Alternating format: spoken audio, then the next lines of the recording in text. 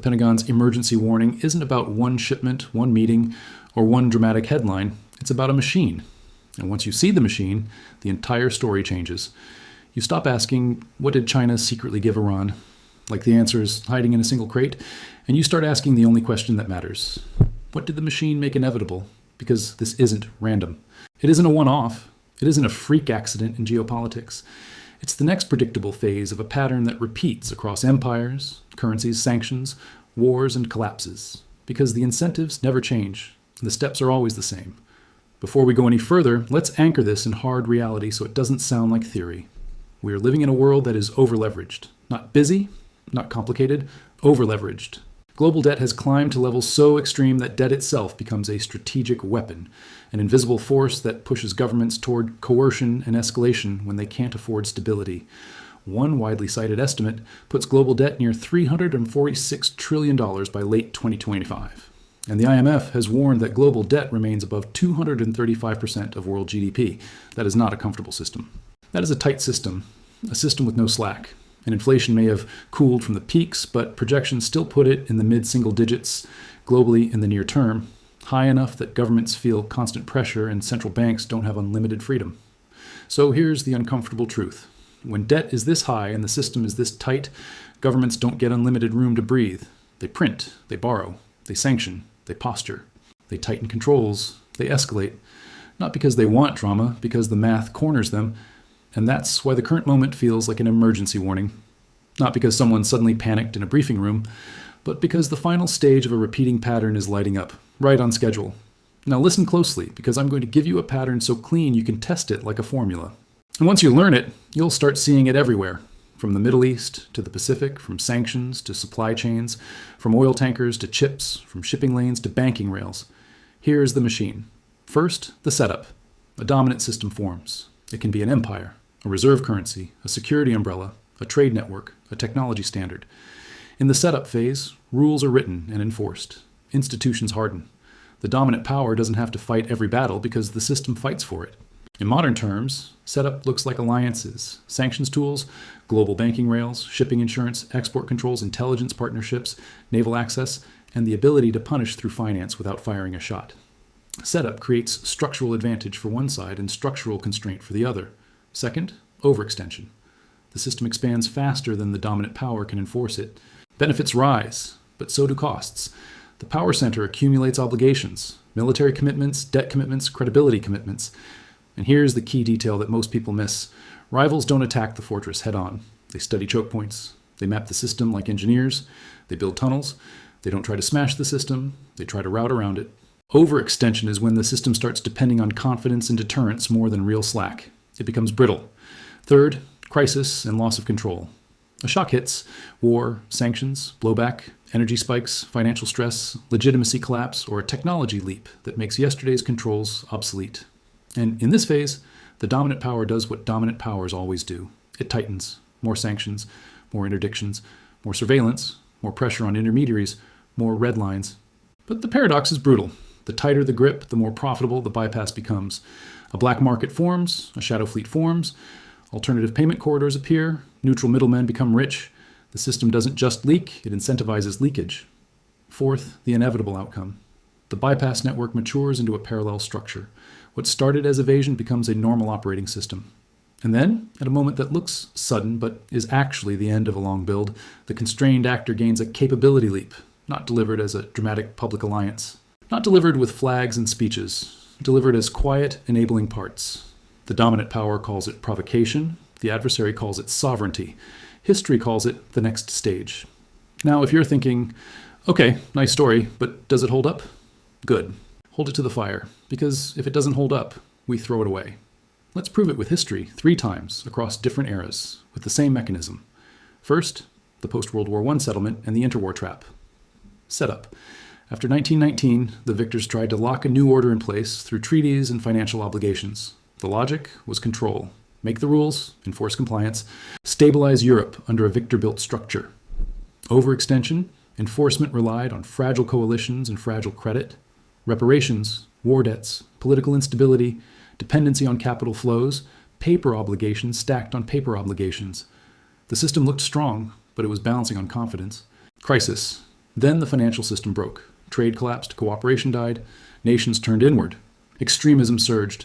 The order's legitimacy evaporated because it couldn't deliver stability. Inevitable outcome. Constrained powers didn't simply comply, they bypassed. They rearmed. They rebuilt capacity. They sought options outside the imposed framework. The structure designed to prevent conflict helped bake in the next one.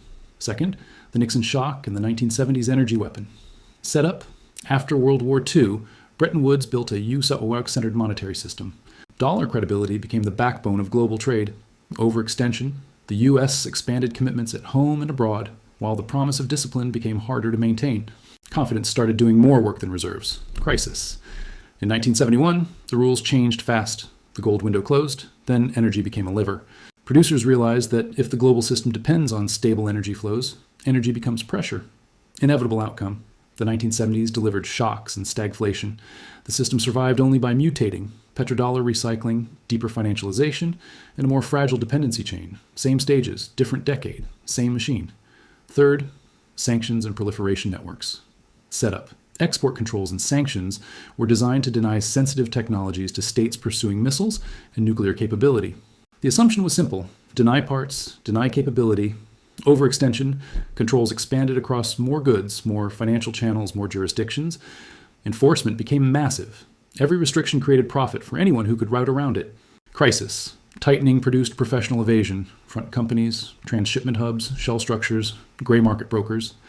The enforcement system started generating the ecosystem designed to defeat it.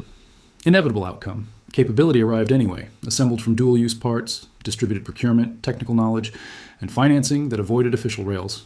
Now breathe, because here comes the part that matters. We are going to apply the same machine to the present. And once we do, you'll realize the question, what did China secretly give Iran, is almost the wrong question. Because the real transfer isn't always a single object. It's the removal of bottlenecks. Here is set up today. After the Cold War, the US and its partners built a global enforcement architecture. Sanctions, financial restrictions, export controls, maritime influence, intelligence coordination, alliance networks. Iran, in particular, has lived under layers of pressure tied to nuclear and regional issues, with international monitoring and repeated cycles of negotiation and confrontation. The system was designed to limit Iran's access to money, technology, and strategic freedom. That's setup. Now overextension. The enforcement system spread into everything: banking access, shipping insurance, technology exports, secondary sanctions that pressure third parties.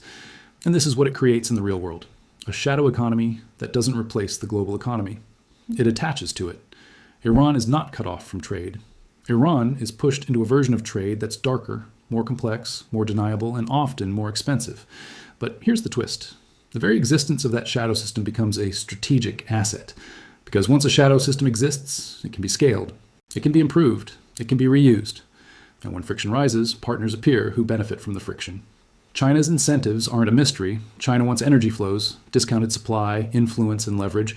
In a world where the US uses financial power as a tool, Iran's incentives are survival, revenue, deterrence, procurement, time. The enforcement machine created incentive alignment. That is, setup transforming into overextension. Check. Now crisis and loss of control. This is where the Pentagon's urgency becomes logical. Because the Middle East is a region where small incidents can spiral, especially around maritime routes and choke points. And when tensions rise around those routes, the entire global system feels it. Shipping insurance, energy prices, political pressure, military posture. During moments like this, the system tightens. More patrols, more interceptions, more scrutiny of intermediaries, more enforcement. But tightening does not seal the system. Tightening increases the value of bypass. Verified. Now I want you to lean in, because this is where most viewers get misled. When people imagine China secretly gave Iran some things, they picture a dramatic box, a missile in a crate, a radar system with Chinese serial numbers, a cinematic reveal. That's not how this works anymore. The most dangerous transfer is not always a finished weapon. It's a production upgrade. It's an ingredient that unlocks scale. It's the component that deletes your interception window. Because in modern deterrence, the scariest word is not missile. The scariest word is output. Output rate compresses decision time. Decision time is everything. If a threat can be built quickly, stockpiled quietly, moved rapidly, and launched in larger salvos, deterrence math changes. Interception plans change. Regional posture changes. Costs rise. And rising costs mean more overextension for the dominant power. Check. So what would terrify planners? Not that Iran received one missile.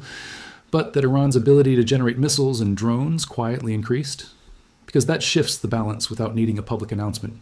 It shifts the balance by removing bottlenecks. And bottlenecks are what sanctions are supposed to protect. Now zoom out, because this is where the machine becomes global. When the US uses secondary sanctions, it forces a choice: comply or root around. Some comply, some root around. But here's the retention killer detail most people never hear. So listen carefully. Routing around isn't a temporary trick. It becomes permanent infrastructure. New intermediaries appear. New transshipment patterns emerge. New payment corridors form. New logistics networks develop. And once those pathways exist, they don't vanish when the crisis cools. They remain. They wait. They scale. They get better. That is how parallel systems are born. That is why this isn't just about Iran. It's about the world slowly shifting from one enforcement system to multiple competing systems. Check. Now, what is China giving Iran inside this machine? Not one thing. A portfolio. A portfolio of enabling inputs that, together, create a capability jump while preserving plausible deniability. And if you want this to feel real, stop thinking in headlines and start thinking in categories. First, industrial scale inputs that increase output, materials, precursors, tools, procurement relationships that keep production lines fed. Second, dual-use electronics and guidance-adjacent components, commercial-looking parts that become military when integrated. Third, survivability improvements. Anything that makes air defenses tougher, detection harder, or strike costs higher changes the calculus. Fourth, financial oxygen, ways to move value under pressure, keeping procurement alive even when formal rails are blocked. Fifth, diplomatic shielding, slowing coalition formation, fracturing consensus, buying time. Now here's the punchline that raises retention because it flips the viewer's expectation. If you think the story is China shipped Iran a weapon, you're watching the wrong movie. The story is a bypass ecosystem matured enough to manufacture strategic surprise, and that is the exact moment emergency warning language appears. Because when you believe a bypass network has matured, you know the final stage is close. And the final stage is not Iran attacks tomorrow. The final stage is when warnings stop working because incentives are locked in. And once that happens, the dominant power faces a trap. If it does nothing, credibility erodes. If it tightens controls, it increases bypass profitability. If it strikes, it risks escalation. If it negotiates, it risks looking like concession. Every option costs something. That's the machine. Verified. Now, let's make it personal because engagement dies when everything stays abstract. Imagine you're sitting in a room where you are responsible for protecting shipping lanes, allies, bases, and high-value assets. Your nightmare isn't one missile. Your nightmare is waking up to a world where the opposing side can generate more launches than you can intercept, at a cost ratio that bleeds you over time. Your nightmare is a capability jump that doesn't announce itself until it's already deployed. Your nightmare is waking up and realizing the bottlenecks are gone. Because in the modern world, strategic shifts don't always come with speeches. They come with supply chains. And supply chains are quiet. They look like commerce until the day they become capability. Undeniable. Now we reach the part that sounds cold, but it's the truth. China doesn't have to want war to benefit. China benefits from a Middle East stable enough for energy to move, but contested enough to stretch U.S. attention and resources. China benefits when pressure campaigns push countries to build alternatives. China benefits when dependencies deepen. China benefits when it can provide just enough support to raise Iran's deterrence without owning Iran's actions. This isn't emotion, it's portfolio logic. And Iran's logic is simpler. Iran wants to survive. Iran wants deterrence. Iran wants options that raise the price of isolation or attack. That's not ideology, that's survival math. Check. So what's the shocking truth? The shocking truth is that the headline question is designed to make you chase an object. Because if you chase an object, you believe the problem is solvable by interception. Catch the shipment, stop the transfer, crisis over. But if you see the machine, you realize the problem is structural. The real transfer is not one crate. It's the maturation of an ecosystem that converts pressure into capability. And once an ecosystem exists, you don't stop it with one operation. You either change incentives, or you escalate until the cost becomes war level. And that is why urgent language appears. Because the system has entered a phase where the cost of control is rising faster than the ability to control. Undeniable. Now here's the final warning, and I want you to hear it as a warning, not entertainment. People will say, this time is different. They'll say America is exceptional. They'll say technology will solve it. They'll say diplomacy will smooth it out. They'll say markets will absorb it. But history does not care about slogans. History cares about constraints and incentives. Setup creates control. Overextension creates fragility. Crisis creates bypass profitability, and the inevitable outcome is parallel infrastructure that delivers capability when you least want it. That doesn't mean apocalypse tomorrow. It means we are entering a phase where sudden capability jumps and sudden confrontations become more likely, because the machine is primed and the margin for error is shrinking.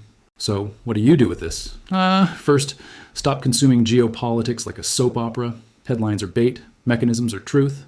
If you want to understand what matters, track bottlenecks, dual-use flows, chemical inputs, shipping behaviors, financing corridors, and the moments when enforcement tightens. Second, understand sanctions for what they are. Pressure tools that create second-order markets. Those second-order markets are where the most important changes happen, quietly, profitably, persistently. Third, watch the choke points, especially energy routes and maritime lanes, because in an over-leveraged world, shocks spread fast. When debt is this high, instability doesn't stay local. And finally, don't get caught unaware in the next stage of the pattern, because the next stage is when the parallel system stops being gray and starts being openly contested. If you want to understand how the machine was built and what the next stage will look like before it hits the headlines, subscribe right now, because the next video is where we map the pressure points, where the bypass network is strongest, where enforcement is weakest, and what happens when those two systems collide in real time. And when they collide, you won't need a warning to know it happened. You'll feel it.